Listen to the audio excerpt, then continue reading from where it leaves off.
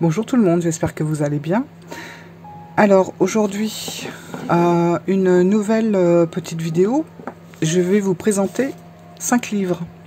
Alors c'est des livres que je me suis acheté certains récemment, d'autres que j'ai depuis quelques temps, et puis d'autres, un que je vais vous présenter qui est d'il y a quelques mois. Et que je vous avais déjà présenté sur la chaîne, mais je pense que je vais le relire, enfin le refeuilleter parce qu'il est très intéressant. Et je vais vous montrer tout ça. Voilà. Alors, on va commencer par le livre que je vous ai déjà présenté en début de ma chaîne. Donc c'est des livres qui sont vraiment basés sur l'automne, hein, voilà. C'est des livres que... bon, moi j'adore la lecture et c'est des livres que je vais lire et que je vais me régaler en fait à les lire sous un plaid avec un petit chocolat chaud, tranquille. Je me régale d'avance, voilà, parce que j'aime beaucoup la lecture. Alors vous allez voir, ma lecture elle est basée, bon, il y a quand même un thème hein, qui va ressortir dans tous les livres que je vais vous présenter. Bon, on voit aussi que c'est l'automne, qu'on avance vers le 31 octobre, donc bon, voilà. Et puis, vous dire aussi que l'automne est ma saison préférée, de loin, devant les 3 autres. Donc voilà, il y a celui-là, l'automne. Alors, la saison bien-être, il faut savoir qu'il y a les 4 saisons dans cette collection-là. Moi, j'ai pris que l'automne. Je pense que je m'achèterai le printemps, et puis c'est tout. Voilà. Donc, c'est aux éditions Améthyste. Donc, le guide de l'automne pour avoir la pêche sans se prendre le chou. Alors, oui, effectivement, on parle beaucoup de nourriture. Vous allez voir, j'ouvrirai mon chat qui, encore une fois, c'est toujours l'inverse. Voilà. Excusez-moi. Donc, je vais aller assez rapidement parce que j'avais fait une revue. J'essaierai de vous mettre dans la barre d'infos le lien. Voilà, mais c'est un livre super intéressant parce que on a de tout. On parle de pierre, on parle de, voilà, là on a le gâteau aux carottes, le velouté de chou-fleur, voilà, il y a plein de trucs, tarte aux poireaux, enfin plein de petites recettes d'automne, assez sympathiques. Petits ronds rôtis au four, recettes d'automne, enfin voilà. Donc je voulais vous présenter ce livre qui est assez sympa, bien fait. Vous voyez, il y a aussi, voilà, pour faire le yoga, les positions de yoga par rapport à cette saison, les pierres qui nous font du bien, et voilà. Et puis vous avez, on parle aussi de plantes.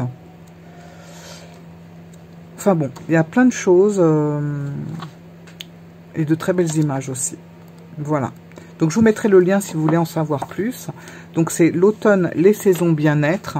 Et bah voilà, je l'ai lu l'année dernière. Je vais le relire cette année parce que c'est le genre de livre, bah c'est un guide, hein, comme c'est noté, où vous n'êtes pas du tout obligé de suivre page par page. Vous prenez le livre et vous allez, vous regardez la table des matières et vous regardez ce qui vous intéresse et vous y allez directement. Voilà. Donc c'est assez sympa. Voilà. Donc celui-là, je l'avais déjà lu. Il y en a un autre que j'ai presque fini. Il est là. Voilà. Alors là, on est plus dans de la fiction. C'est toute une histoire. Alors, je vais vous lire à chaque fois derrière le petit résumé. Alors, c'est l'appartement 222. Voilà, de Virginie Warzeka. Voilà. N'ayez pas peur. Entrez. Alors déjà, vous voyez, c'est un petit bouquin qui est écrit très gros. Franchement, si vous êtes à fond en une après-midi, vous l'avez bouquiné, hein, sans problème. Alors, je vous lis derrière. Vous avez certainement déjà entendu parler des maisons hantées, de fantômes, de planches de Ouija ou de séances de spiritisme qui tournent mal. Parfois, certaines histoires relèvent de la fiction, parfois elles sont réelles. Je vais vous raconter mon histoire à travers ces quelques pages. Il n'y a pas que les vieilles maisons qui peuvent être hantées. Ça peut très bien vous arriver n'importe où, y compris dans un petit appartement d'HLM. Le spiritisme n'est pas un jeu. Les démons sont bien réels et peuvent détruire toute une vie. Je l'ai découvert à mes dépens. Voilà. Alors, franchement, il est très facile à lire.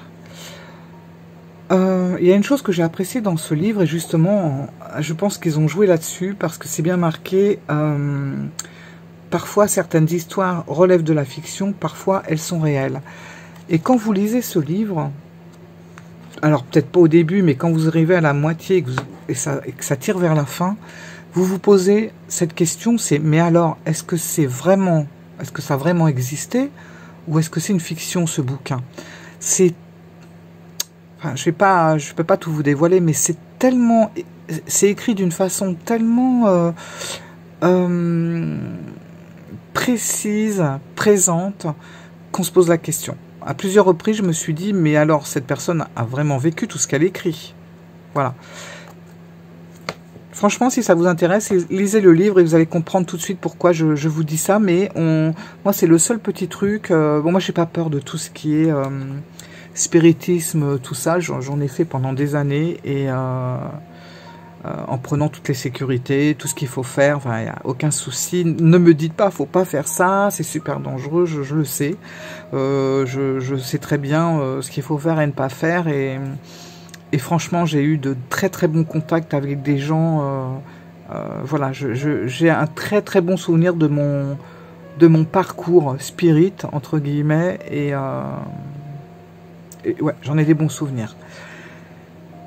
Mais en même temps, j'en ai pas peur. Donc, je pense que ça joue aussi. Parce que quand on est un petit peu frileux avec ce genre de choses et qu'on veut le faire, on va s'imaginer plein de trucs bizarres. Et puis c'est là qu'on se fait des flips tout seul en fait. Voilà, enfin, tout ça pour vous dire que ce livre est très bien fait. Alors on n'est pas du tout dans un livre d'horreur, on est dans un livre plutôt de suspense. Voilà. Voilà. Moi je vous le conseille si vous aimez ce style. Alors, ensuite.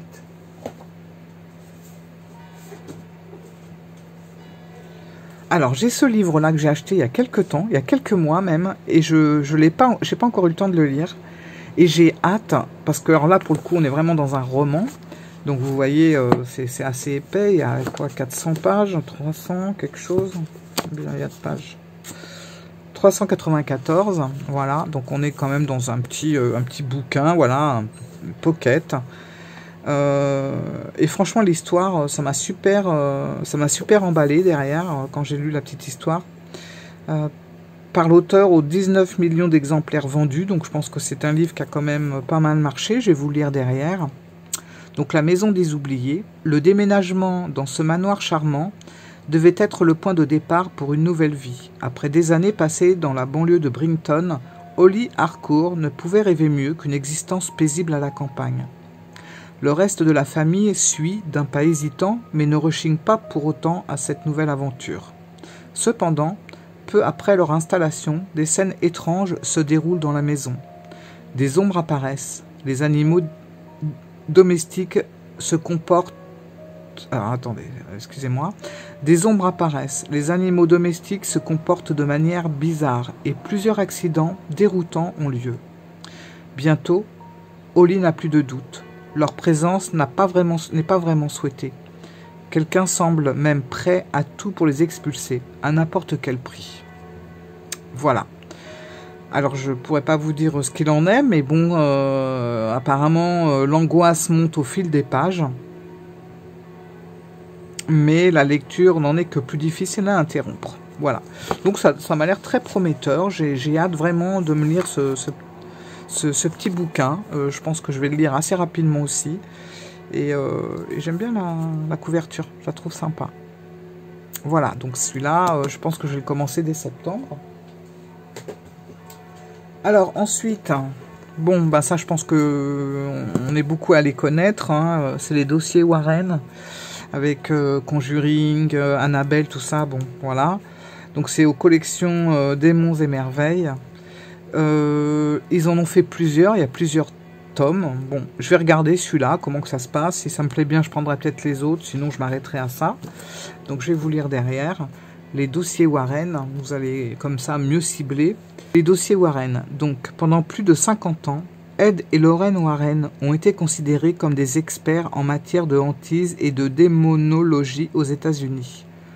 Peu connu en Europe, le film The Conjuring les a mis récemment en lumière. Depuis, de nombreuses personnes se passionnent pour leurs extraordinaires enquêtes. Au cours de leur carrière, ils ont été appelés à intervenir sur les plus célèbres cas de possession démoniaque. Amityville, la famille Smurl, le loup-garou de Londres, Arne Johnson, la famille Snedeker et certaines de leurs histoires, comme celle d'Annabelle, la poupée ou de la famille Perron, ont même inspiré des films. Ed et Lorraine Warren ont passé leur vie à combattre le mal avec leur foi comme seule arme et ils ont rassemblé plus de 3000 histoires fascinantes. Les voici résumées dans ce livre. Voilà.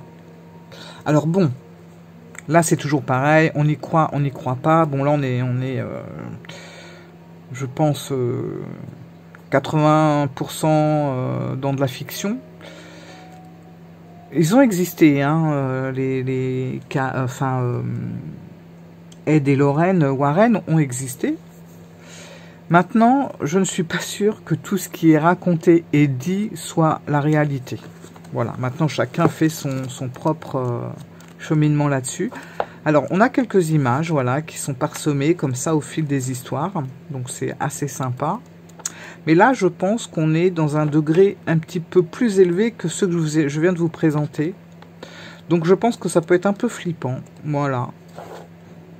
Alors, il y en a qui aiment ça, il y en a qui aiment... ils sont là. Voilà. On les voit là tous les deux. Moi, je vais voir, je vais regarder ce qu'il en est. Bon.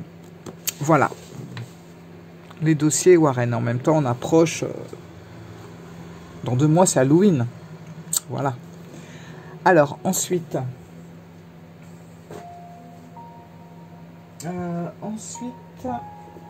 voilà, ça c'est un des livres tout récents que j'ai acheté. Versailles hanté, guide à l'usage des chasseurs de fantômes. Bon, ça c'est clair, ça fait vendre, mais voilà, bon. Je suis pas... bon, chasseur de fantômes, j'aime pas trop. J'aime pas trop cette appellation en fait. Voilà. Enfin. Versailles hanté. Alors, bon, moi, je suis une grande fan de Versailles. J'ai la chance de ne pas être très loin, puisque je suis en région parisienne. Pas tout le temps, mais en ce moment, j'y suis depuis 2 ans. Et ben, je me suis bien régalée. J'ai été à Versailles très souvent. Le château de Versailles, c'est pas ce que je préfère, mais je vais régulièrement au Petit Trianon, c'est pareil, je vous avais fait une vidéo là-dessus. Et j'aime beaucoup cet endroit parce que il y a quelque chose qui me... Je sais pas comment dire. Ça me fait quelque chose. Voilà, quand je vais là-bas, je me sens... j'ai l'impression que si je me concentre et que je ferme les yeux, je vais voir tout ce qui s'était passé tout ce qui s'est passé auparavant. Voilà. Je peux pas vous expliquer le pourquoi du comment, et d'ailleurs ça va un petit peu... vous allez comprendre pourquoi le dernier livre que je vais vous présenter. Mais quand j'y vais, des fois j'y vais toute seule, je me promène, je vais dans des endroits, il n'y a personne. Voilà. Quand je vais dans la grotte ou au théâtre de Marie-Antoinette, au Grand et Petit Trianon ou dans son jardin, c'est dingue.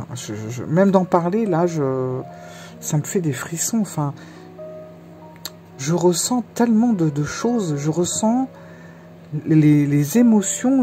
Enfin, bon, voilà. Et bon, peut-être je pourrais vous en parler plus un jour. Là, j'ai un peu de mal de parler de ça parce que, il y a des gens qui vont pas comprendre. Et puis, il y en a d'autres qui vont plutôt sourire, mais ça encore, peu importe. Mais parfois, j'aurais envie de parler de tout mon ressenti, de tout ce que je vois, de tout ce que j'entends, à quelqu'un qui pourrait le comprendre à 100% en fait. Je pense que ça me permettrait de me délivrer de ça, parce que c'est fort, et en même temps, je sens que je suis obligée d'y retourner régulièrement, et je fais toujours le même parcours. Le parcours est toujours le même, hein. Je le connais par cœur. Voilà, bon. Et ça me fait sourire parce que en même temps, j'ai J'ai Mamie Monette qui va se reconnaître sûrement, qui est une personne adorable, qui met souvent des petits commentaires super bienveillants sous mes vidéos. Et là, très récemment, elle m'a appelé au flan à la cour de France, au lieu de flan à la cour des oracles, et ça m'a fait sourire, parce que c'est vrai que j'aime tellement l'histoire de France déjà. Et voilà, bon bref. Je voulais vous raconter autre chose, mais bon, je pense que ça va être trop long, on est déjà à 16 minutes. Alors voilà, là c'est pareil, vous avez tout un guide, tout un parcours avec quelques photos, et ça c'est génial. Voilà, où il y aurait des petites, je sais pas si vous voyez, des petites apparitions, il y a des petites choses. Voilà, là justement on est au Trianon, là on est au petit Trianon. Là on est à la grotte, c'est dingue. Je l'ai pas encore feuilleté, mais ça va. Je crois qu'il va me. Vous voyez, il va trop me plaire ce bouquin. Je vais vous lire derrière. Alors, il y a deux Versailles, celui de la lumière, si cher au roi Soleil, qui resplendit dans l'astre du jour. Sa splendeur est à portée de regard, sous le cristal des lustres, devant les yeux de marbre des statues, dans la verdure des bosquets et l'eau claire des fontaines. Et puis il y a un autre Versailles, plus sombre, plus angoissant aussi. Il se figure dans aucun livre et ne se dévoile qu'à ceux dotés d'une sensibilité pour l'invisible. S'il s'agit de Versailles paranormal, parmi les témoins de phénomènes de hantise figurent gardiens de nuit, restaurateurs d'art, femmes de ménage, guides touristiques ou encore jardiniers. On trouve aussi de simples touristes qui ne s'attendent pas à une rencontre spectrale au détour d'un boudoir aux boiseries pastel. Tous ont en commun d'avoir vécu une expérience inoubliable. C'est à une visite inédite de ce Versailles-là que Sylvie Havard nous convie. Au fil des pages, vous découvrirez quelle partie du château a été construite sur un ancien cimetière et son église médiévale, quelle est la partie la plus hantée du domaine. Vous appréhendez l'héritage ésotérique et alchimique laissé par le roi Soleil et ferez connaissance des personnages de la cour qui consultaient voyantes et sorcières. Voilà. Alors celui-là, franchement, il me tarde vraiment de le lire. Je pense que ça va être top. Voilà. Sylvie Havard, Versailles hanté, guide à l'usage des chasseurs de fantômes. Collection témoins d'au-delà. Voilà. Et justement, je vais enchaîner avec un autre livre. Alors celui-là, je l'ai pris vraiment pour essayer de comprendre certaines choses qui bouent en fait en moi. Mémoire des lieux, mémoire de vie. Comment nos émotions imprègnent nos lieux de vie. Voilà, comme je vous disais tout à l'heure, il y a des choses, on ne sait pas trop à qui en parler. Et puis, je n'ai pas envie de faire, comment on appelle ça, de l'hypnose régressive, des choses comme ça. Pas du tout envie de ça. Mais je voulais simplement connaître et savoir s'il y avait des personnes qui ressentaient aussi des choses du passé, en fait. Voilà. Bon, en même temps, on remarquera cette très belle couverture. Et je vais vous lire derrière. Il vous est certainement déjà arrivé de vous trouver dans un endroit ou de vous y sentir merveilleusement bien ou, au contraire, d'y ressentir de la tristesse, mais sans comprendre l'origine de ces émotions. Cela signifie que vous avez perçu sans le savoir la mémoire du lieu. Qu'appelle-t-on la mémoire des lieux? Comment se manifeste-t-elle? Existe-t-il des lieux sans mémoire? Y a-t-il de bonnes mémoires des lieux? Quelles en sont les causes? Quels sont les phénomènes telluriques? Vous trouverez toutes les réponses à ces questions et à bien d'autres encore dans cet ouvrage dans lequel Nathalie Andreu Renaud et Jean Renaud, tous deux géobiologues, vous livrent de nombreux exemples étonnants basés sur leurs expériences. Voilà. Donc je suis tombée par hasard sur ce livre et je me suis dit, ça faut que je lise. Je me suis sentie immédiatement attirée par la couverture. Et quand j'ai lu derrière, j'ai dit ça faut que je lise. Voilà, je vais peut-être comprendre certaines choses. Voilà. Bon, bah écoutez, 21 minutes, c'est pas mal. Voilà tous mes livres pour l'automne. Alors, bon, on est clairement dans le même sujet. Enfin, en partie, hein. Pas tout. 35, voilà. Ah bah non, puis il y avait l'automne aussi. Hop. Voilà. Donc ça, c'est vraiment les livres que je vais finir de lire ou commencer à lire pour septembre, octobre, novembre. Voilà. Éventuellement, je vous referai une petite vidéo pour vous dire si j'ai été déçue ou si au contraire j'ai été super ravie de ces bouquins. Voilà, moi j'ai hâte. J'ai hâte parce que là, tous me donnent énormément envie. Voilà, bon bah écoutez, je vous dis à très bientôt. J'espère que ce petit format vous a intéressé. Je trouvais que c'était très sympa de parler de bouquins aussi. En même temps, bon, voilà, on reste toujours dans un domaine un petit peu ésotérique. C'est un peu le but de la chaîne aussi. Et j'espère que vous serez tentés, vous aussi, d'en lire quelques-uns que je vous ai présentés. Voilà, allez, je vous remercie, je vous dis à très bientôt. Au revoir.